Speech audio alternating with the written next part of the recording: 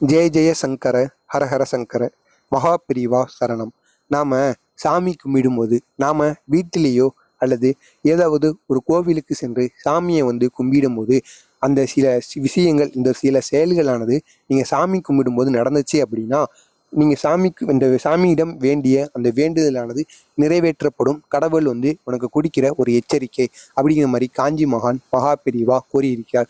மகாபிரிவாவிடம் சந்திக்க சென்ற பக்தர்கள், பெரியவா நானும் தினசரி சாமி கும்பிட்டு வரேன், எல்லா விதமான பூஜைகளும் எண்ணற்ற வழிபாடுகளும் பண்ணிட்டு வரேன், இருந்தாலும் நான் கடவுளிடம் வேண்டிய அந்த வேண்டுதலானது கடவுள் எனக்கு நிறைவேற்றுவாரா, நிறைவேற்ற மாட்டாரா, அதற்கு என்னென்ன அறிகுறி ஏதாச்சும் இருக்கிறதா பெரியவா என்பது போல காஞ்சி மகான் மகாபிரிவாவிடம் இதனை போன்று ஒரு பக்தர் கேட்டிருக்கிறார். அதற்கு மகாபிரிவா என்ன கூறியிருக்கிறார் என்பதை காண்பதற்கு முன்பாக மறக்காம நம்ம சேனலுக்கு நீங்கள் புதிய பார்வையாளராக இருந்தீங்கன்னா மறக்காம நம்ம சேனலை சப்ஸ்கிரைப் பண்ணி வச்சுக்கோங்க.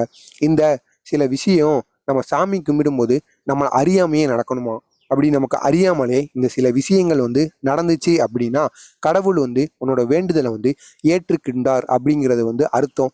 சிலர் கூறுவார்கள் அல்லவா, நான் இந்த ஒரு கோயிலுக்கு போனேன், இந்த கோயிலில் நான் வேற எந்த கோயிலுக்குமே போயிருக்கேன், ஆனாலும் இந்த ஒரு கோயிலில் மட்டும் நான் சாமி கும்பிடும் பொழுது என்னை அறியாமலேயே என் கண்ணில் இருந்து கண்ணீரானது வருகிறது என்று கூறுவார்கள் அல்லவா. அப்படி தன்னை அறியாமல் எந்த ஒரு கோயிலில் கண்ணீரானது வருகிறதோ அந்த கோவிலானது, அந்த சாமியானது உன்னோட வேண்டுதலை ஏற்றுக்கொண்டார், உன்னுடைய வேண்டுதலானது கட்டாயமாக நடக்கும் என்பதற்கு அது ஒரு அறிகுறியா இருக்குமா, இது காஞ்சி மகான் கூறியிருக்கிறார்.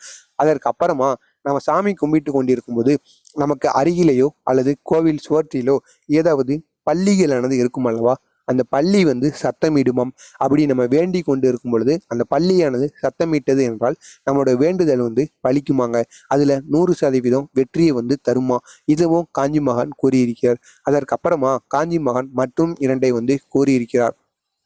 நாம எந்த வீட்டிலேயோ அல்லது அருகில் இருக்க கோவிலுக்கு சென்று நம்ம சாமி கும்பிட்டு கொண்டு இருக்கும் பொழுது நம்ம குழந்தைகளோ, சிறு குழந்தைகள், கை குழந்தைகள் இருப்பார்கள் அல்லவா, அவர்களோ அல்லது மற்றவர்கள் அதே இடத்துக்கு சாமி கும்பிடுவதற்காக மற்றவர்கள் வந்திருப்பார்கள் அல்லவா, அவர்களிடம் இருக்கும் குழந்தைகள் யாராவது அழுதார்கள் என்றால் நம்மளோட வேண்டுதலானது நிறைவேற்றப்படுமாம். இந்த அறிகுறிகள் எல்லாம் தெரிந்தால் கடவுளானது நம்மளோட வேண்டுதலை நடத்தி வைத்து விடுவாராங்க.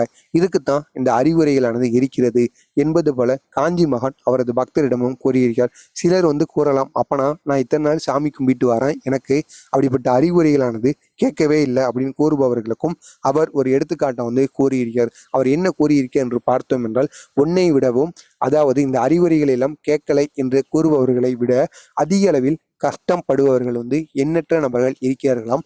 அவர்களின் வேண்டுதலை கடவுள் ஏற்றி கொடுத்து விட்டு அதற்கப்புறமா நமக்கான நேரத்துல கண்டிப்பா கடவுள் நம்மளோட வேண்டுதலை நிறைவேற்றி வைப்பாராம். நம்ம தினசரி சாமியை முழு நம்பிக்கையுடன் கும்பிட்டு வந்தோம் அப்படின்னா நம்மளை கைவிடாம ஏற்றி வைப்பாராம். நமக்கு எங்க அவர் வேண்டுதலை நிறைவேற்ற போகிறார் என்று நம்ம நம்பிக்கை இல்லாமல் எந்த ஒரு செயலையும் செஞ்சோம் அப்படின்னா அதுல ஒரு பயனுமே கிடையாதாங்க. இதுவும் காஞ்சி மகான் கூறிய ஒரு எளிய வழிமுறை தான். நீங்களும் இதை பின்பற்றி பாருங்க. உங்களுக்கும் இதனை போன்று ஏதாவது அறிவுரைகள் தென்பட்டு இருக்கிறதா என்பதை கூறுங்கள். மறக்காம நம்ம சேனலுக்கு நீங்கள் புதிய பார்வையாளராக இருந்தீங்கன்னா மறக்காம நம்ம சேனலை சப்ஸ்கிரைப் பண்ணி வைத்துக் கொள்ளுங்கள். நன்றி, வணக்கம்.